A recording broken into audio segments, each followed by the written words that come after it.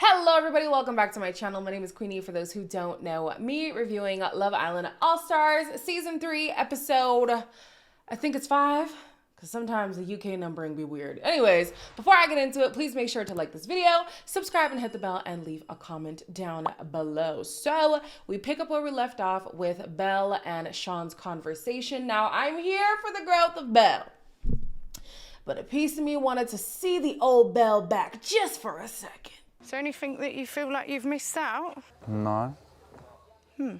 Don't say one thing to me and then something else to others. Why are you doing what you're doing when we get in bed? And then you're sitting there going, I'd rather someone else pick me. It is still early days, Belle. Yeah, I know. If you're being really honest, you ain't really feeling it. So I don't know why you don't just say that. I just wanted a little bit of heat.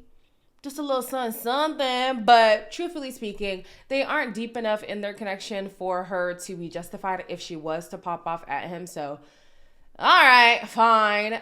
We have Tommy, who's now being told by Jess that she relayed what he said, and he's now waffling, being like, no, that's not what I said. You're twisting my words or whatever. I don't recall her twisting his words. Sean made it seem like he would rather be picked by Helena, and that's what he told Tommy. That's what Tommy told Jess, and that's what Jess told Belle. Where's the confusion? I don't see it. Either way, Belle's main objective is the fact that she wants somebody who stands on business. If that is something that you said, then cool. If you want to pursue the girl, go and pursue the girl. Don't just leave me hanging in confusion when you already know what you want to do, right? So then Sean is going to talk to Tommy. He's like, I'm aware that it's not gossip. It's totally fine. Tommy's now trying to do damage control. At the end of the day, Tommy, maybe just don't sell your boys down the river. And you wouldn't have to keep backtracking on the things that you said about them, which are true. Jack and Whitney head to the terrace, and she says things are progressing, which is better than nothing. I feel like we're stepping along. Yeah, I think so as well. I think we're the only couple right now that hasn't kissed outside of a challenge. It is actually shit, true. then. Wow, that's something. How would you feel about that? You want a kiss? I mean, I would love a kiss, to be fair. Okay, do you know what? Okay, we can have a kiss. Not too bad. Not bad. See why he has a baby. I'm joking.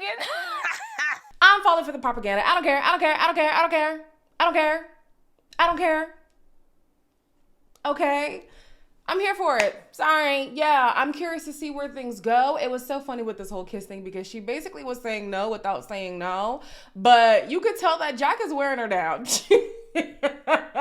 He is persistent, and in his favor, it is paying off. I also like that he doesn't pressure the situation. Like, he doesn't lean in and then give her no choice but to kiss him. He really is waiting for her to give the green light, which is good. I also like that outside of him not defending her as much as he could have in that one game, although I do understand because what was being said about Whitney regarding their connection was true. So I could see why he wasn't inclined to defend her, but he definitely could have defended her. He hasn't slagged off the girl. He hasn't been playing in her face or anything like that. Right now, his pursuit seems genuine enough for me to go along with it. So Shaq wants to take Helena into, I think it was a secret garden. I don't know. He took her somewhere to have a conversation. And on their way to the conversation, we cut to Charlie, who says, it's just 4 days. Why are things so deep? Sorry? I know that ain't you talking. I know that ain't you saying it's only 4 days. Things aren't that deep. Okay, remember that. Remember that. Cool. So in the conversation with Helena and Shaq, she says that she's irritated with him because she actually thought that things were progressing. And so to hear that he was getting real comfortable with AJ so soon was a bit of a gut punch. I'm not a fucking idiot. No. I'm not going to be kissing you in bed if you're kissing girls. Obviously, I want to get to know both of you at the same time. I'm not going to kiss her anymore. Continue kissing her as well then, or? Oh yeah, I forgot about that. I went from kissing 2 girls to kissing none, pairs. As long as he stays true to his word. If he says, I'm not going to cross a certain boundary with you people, then you better not do that. You know what I'm saying? I'm glad that Helena isn't taking this opportunity to turn this into a me versus her issue, because the girl is not your issue. It's the man. If there even was an issue to have, and in this case, I don't think that there is. I struggle to believe in Shaq simply because his first run was so different. And I feel like a part of him would like to capitalize on his experience this time around, like be a lot more out there, a lot more flirty, play the field a lot more.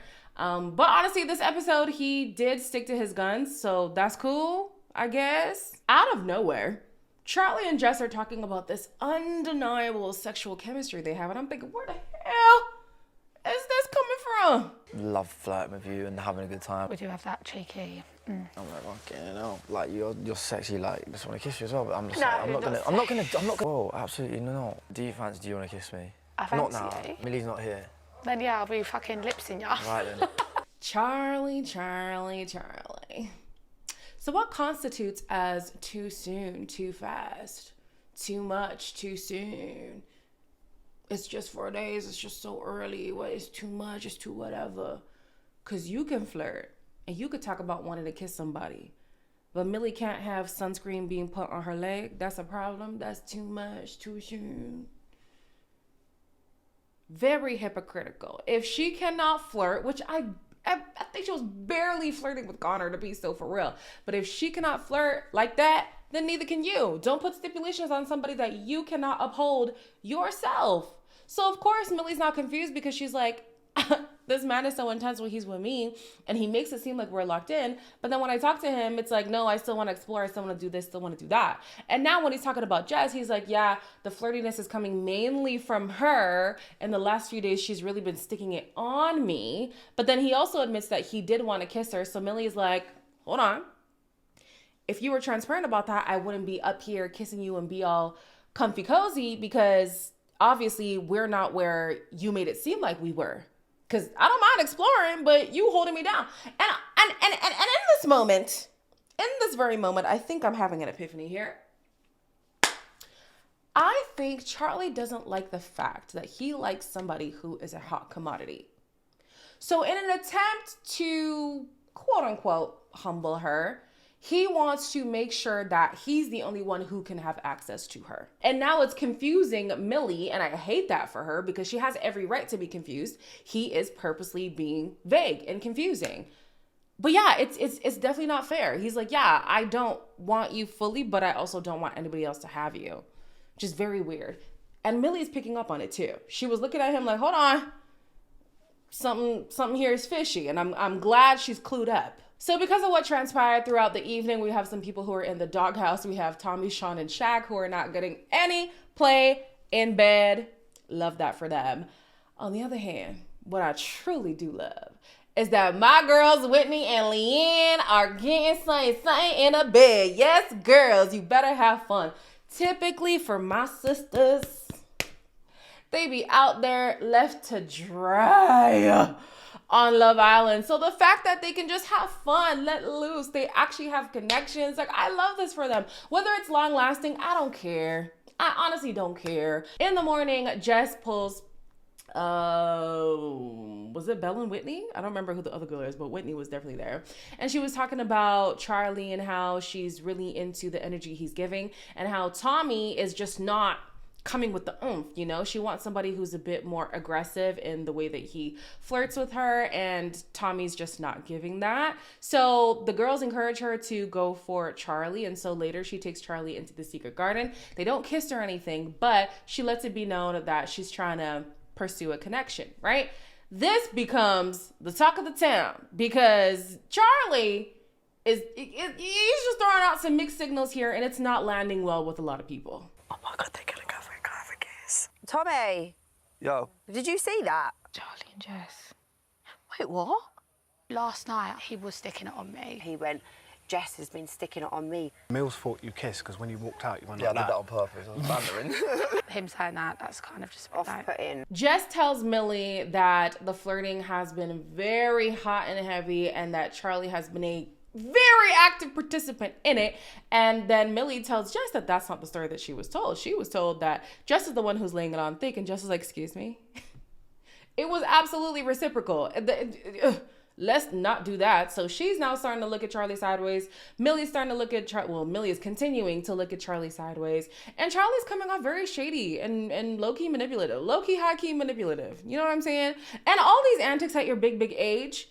He started off the season saying, you know, I'm at an age where it's time for me to settle down. I need to be serious. I need to be, where are the fruits of that? Yeah, no, I don't trust that man, and I don't think neither of these women should either. Sean talks to Sammy, and he says that he is interested in her, and she's a little bit surprised because he hasn't been talking to her, but she says, I'm interested. I just won't be doing the pursuit. So if you come to me, then cool, I'm down. So he's gonna make efforts with her moving forward. Connor is also gonna make efforts with Whitney, and I'm sorry, because I'm drinking the Jack and Whitney Kool-Aid, move, Connor. I need you to move, okay?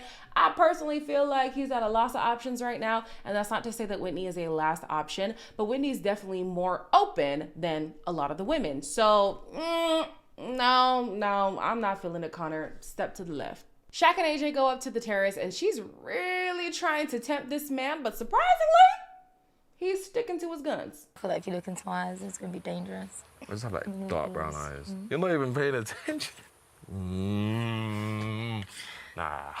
Speaks volumes on the kind of person you are. Well, let's see if you break that, but you didn't. And I've done like a lot of growing. Oh, shit. Oh, man. Who's that? Is it Helena? You nicked our spot. AJ says it's a good thing that Shaq is, adhering to the boundaries that he sets, because that speaks to the kind of character he has. It speaks to the person that he is. Can I be honest? I then thought to myself, well, what does that say about you? Because if you're the type of person who acknowledges somebody's boundaries, but you choose to push them regardless, what does that say about you? You know what I'm saying? That's a little bit suspicious, but okay. As they're up on the terrace, Helena is starting to feel a little bit antsy. Lord, when she likes somebody, she really do like somebody. What happened to Sean? Anyway, she's really fixated on Shaq right now. So she is sneaking up there with Scott to spy on Shaq. And I'm also thinking, well, Helena, then what does that say about you? If you can't even trust the man, then what is this about? Like, what is the purpose of pursuing a connection with somebody who you cannot have faith in? He later does call her out on it. He's like, yeah, that was kind of weird, especially because I told you what I was going to do and what I wasn't going to do, and I stuck to that. And she does admit that it was childish. She didn't apologize, though.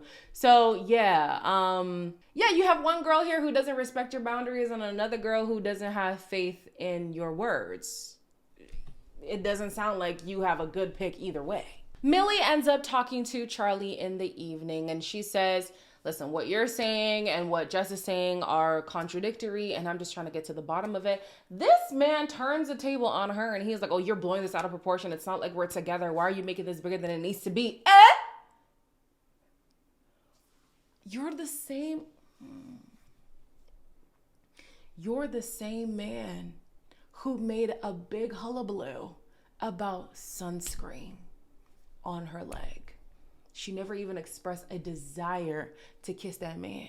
You express a desire to kiss that lady, and you be giving her eyes across the room, and you be doing all this other stuff. And now you telling Millie, oh girl, you doing too much. What a weirdo. What a weirdo. Ugh. And Charlie had great potential. Well, actually, did he? Because that dolphin comment, yeah, I do understand they were young, but how he handled the apology, if you want to call it that, just was unsavory. So yeah, Charlie, ew. If I was Nicole Davies, in the bin. No. Then we have Jess, who puts Tommy in the bin, essentially. She tells him that spark is just not there between us. I'm not completely writing you off, but I do just want to cool off our connection here. He says that the reason is probably because of communication, and I'm so sorry, Tommy. This has been off from the beginning. I mean, the girl did not want to admit that she was corresponding with you on the outside. It doesn't give excitement to me, you know? And then what happened to Kieran? Where is Kieran in all of this? I know Kieran does like Sammy too, but he also was feeling Jess, but Jess was being quite cagey with him. Jess, I feel like she is a little bit self-sabotaging. Don't get me wrong. I do think that she is, but I also do understand what she's saying about Tommy. He's really not putting in that like strong effort. And she also does talk about them being in different places in their life right now. She has worked so hard to be independent, and he is still living at home. Not to say that he's any less of a man, but they are in different phases right now, and that might not be compatible for her, and I don't blame her. Sean has another conversation with Sammy, and at this point he's realizing he actually does want to pursue her. So in an attempt to be transparent, he pulls Belle for a conversation, and Bella's confused because she's like, you pulled me for a chat to tell me that you fancy another girl. You don't have to do that. But Belle,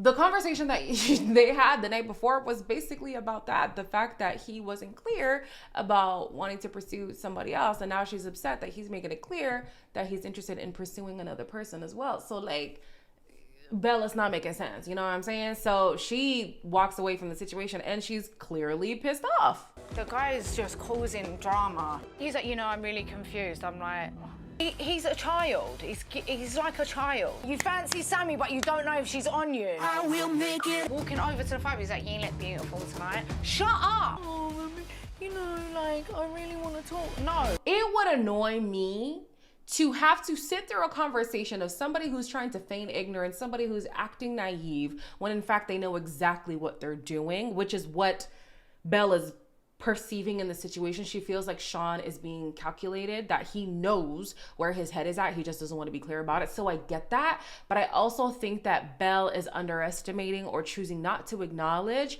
how much she actually does like him. Because if she didn't like him for real, she would not be this bothered. So I think, yes, in part, it's that annoyance, but it also is, I feel for him more than I thought I did. And that is also pissing me off because, ew, like I didn't even like the guy before. And it always be the ones that you don't like at the beginning. The ones that you don't like at the beginning are the ones that catch you so off guard down the line that you be like, damn, when the hell did I fall this hard? Yeah, girl. Yeah, I think she likes him more than she wants to admit, but she's definitely getting agitated by him. And I think that Sean has one more transgression before Belle truly pops off. But we'll see. It's not looking good, bro. But anyways, that's it for me. As always, like, comment, share, and subscribe. And I'll see you in the next one.